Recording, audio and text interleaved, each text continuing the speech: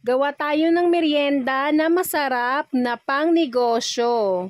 Maliit na puhunan, madaling gawin. Tara, umpisahan na natin. Dito po ako namamalengke sa Commonwealth Market. At this time po, kay Marlo tayo kumuha ng saging. Nakuha ko lang po itong saging niya na 150 at 500 pieces po yung aking kinuha.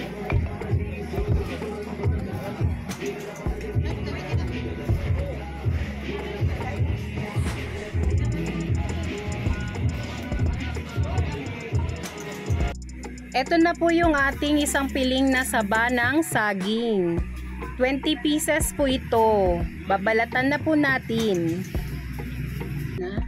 Nasa dulo po ng video ang ating costing.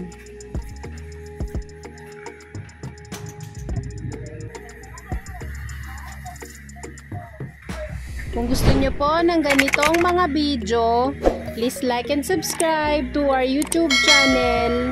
Thank you and God bless!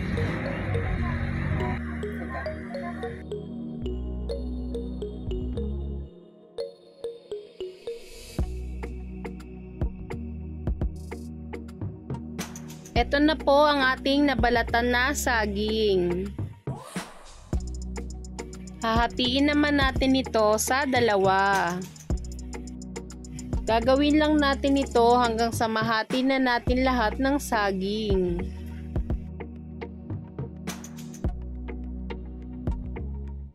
Tutuhugin naman natin ito. Ang ginamit kong stick ay yung pangkaryoka.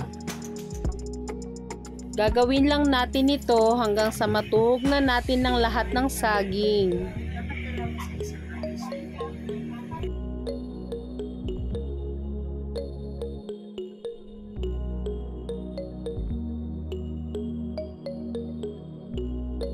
Gagawa naman tayo ng butter. Kailangan po natin ng 2 cups ng harina. Maglalagay tayo ng 1 teaspoon ng rock salt. 1 tablespoon ng baking powder. 1/2 tablespoon ng violet na food color. 1 cup ng wash sugar. And then mix.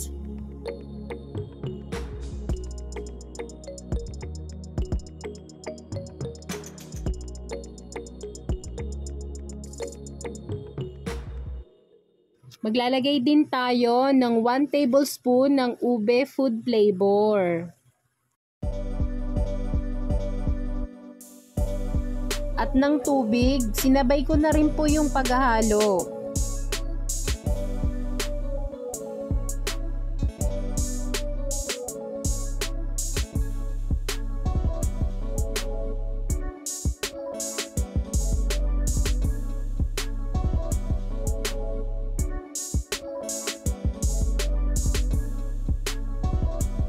Paunti-unti ko pong nilalagay yung tubig para po matansya ko yung dami nito.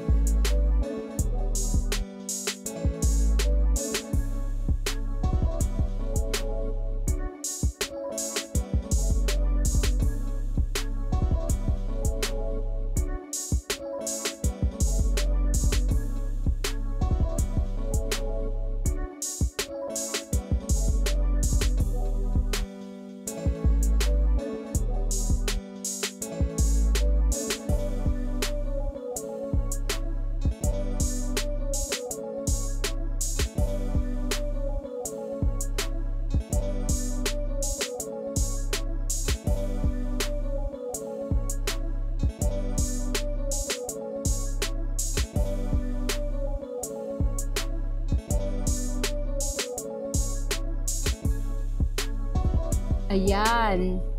Pwede na po ito.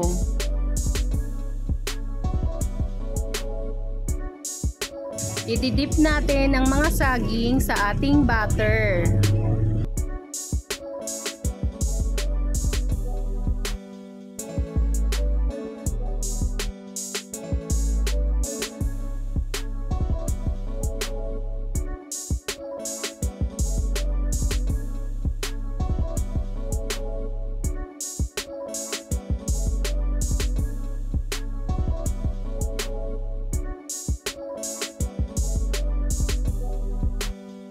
Iko-coat po natin ng breadcrumbs ang ating saging.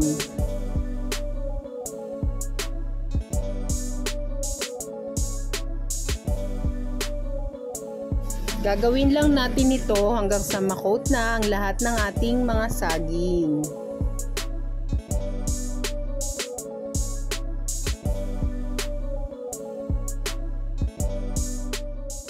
Sa ating kawali, maglalagay po tayo ng spring oil. Sasalang natin ito sa medium heat at papainitin natin ang ating mantika. At kapag mainit na po ang ating mantika, ilalagay na natin ang ating lulutuing banana crunch.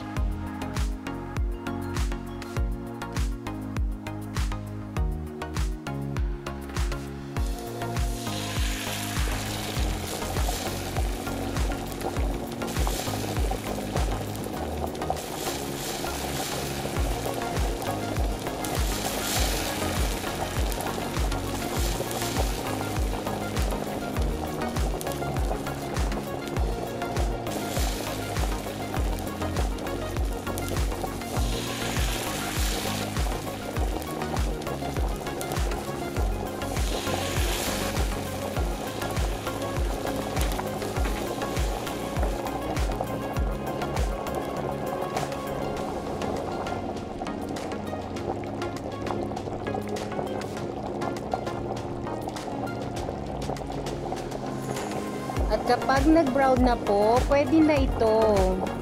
Mga 2 minutes ko lang po itong isinalang. Sana po ay may nakuha kayong idea sa bidyong ito. Please like and follow our FB page. Maraming salamat!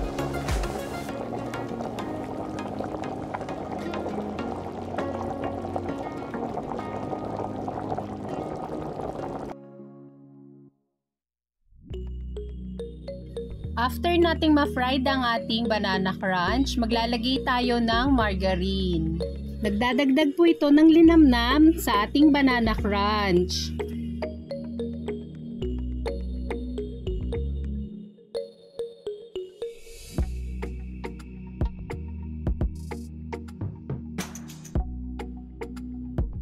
At ididip natin ito sa ating sugar. Wash sugar lang po yung ating ginamit.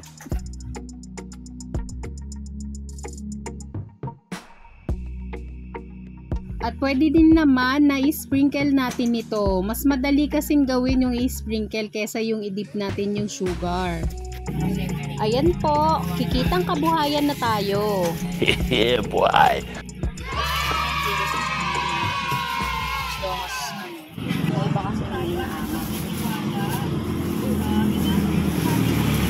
Tapos 80. 80. Pasok. 60, 70, 80. Ay, wala pang turon. Ilan po bang turon? Dalawa? Turon. 10. Para 100 na po lahat. Kuha ka na lang ng stick ba yan? Ito.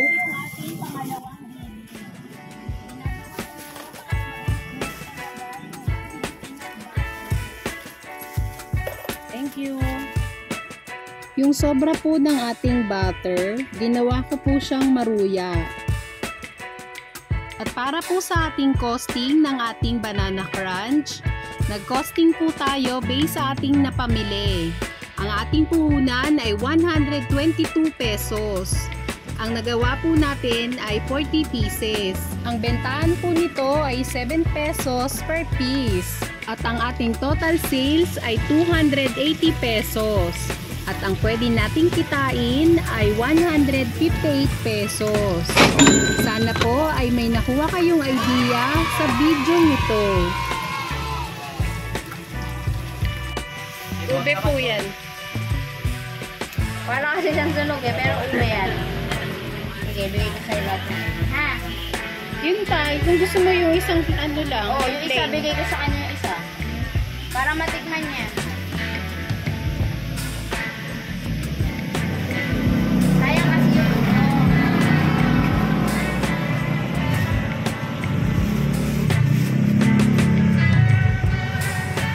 Thank you for watching. Samida.